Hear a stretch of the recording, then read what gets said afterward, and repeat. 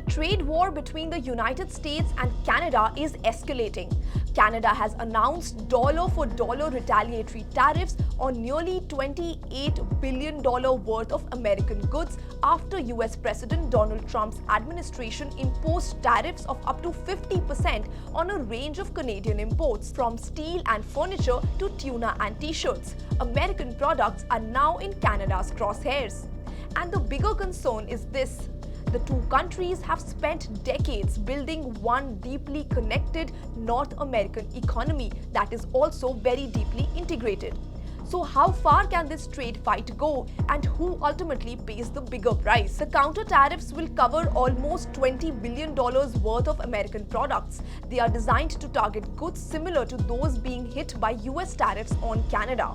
The measures are scheduled to take effect on 8th September. Now, Canadian Finance Minister called the response proportionate and strategic. He said the US tariffs would have consequences for Canadian workers, businesses, and communities, and that Canada had to respond. But Ottawa is also preparing for the economic fallout at home. The Canadian government says it will provide an additional $7.5 billion through support programs aimed at helping workers and businesses affected by the American tariffs.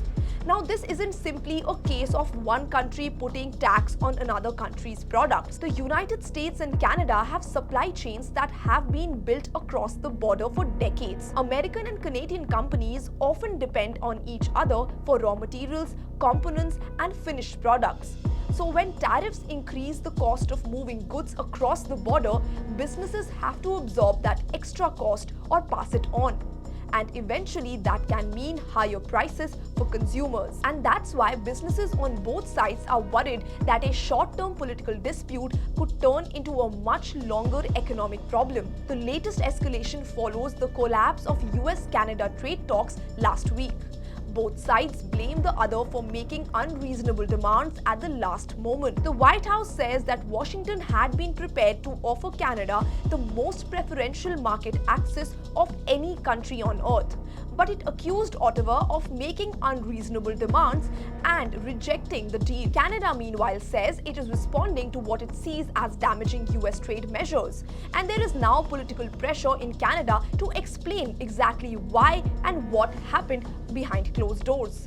The Conservative opposition has called for the full text of the draft agreement to be released. Donald Trump, on the other hand, has also taken the dispute beyond tariffs. In multiple posts on Truth Social, Trump accused Canada of ripping off the United States for decades. He also said Canada was not a US state and suggested the relationship could change dramatically. Trump has also separately threatened to raise the US tariffs on Canadian automobiles to 50% from 1st January. Now, Canadian Prime Minister Mark Carney has accused Trump of threatening major Canadian industries, including automobiles, steel, and aluminium. But there are also signs that both sides understand the cost of allowing the dispute to spiral.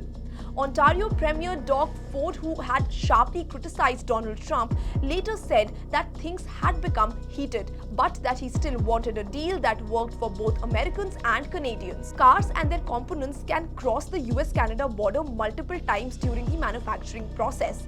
Now, a part can be produced in one country, assembled in another, and then sent back across the border before the final vehicle reaches consumers. Tariffs can therefore hit the same supply chain repeatedly. That means a prolonged trade war between the US and Canada could make North American manufacturing more expensive and potentially weaken the competitiveness of companies on both sides. And that is precisely why businesses are pushing for negotiations rather than an extended tariff battle. There is another major question hanging over all of this. The US, Canada, and Mexico are part of the USMCA, the North American Trade Agreement. The current escalation raises questions about the future of that arrangement and about whether the three countries can maintain a predictable trading environment.